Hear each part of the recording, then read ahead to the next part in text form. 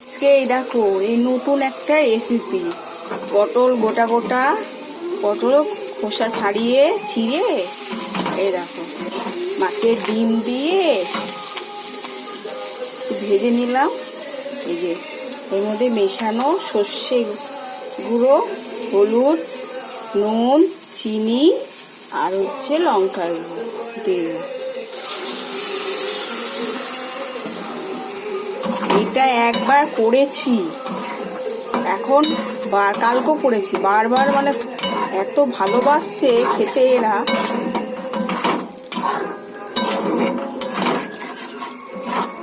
কষিয়ে একটু জল দিয়ে চাপা দিয়ে দেবো।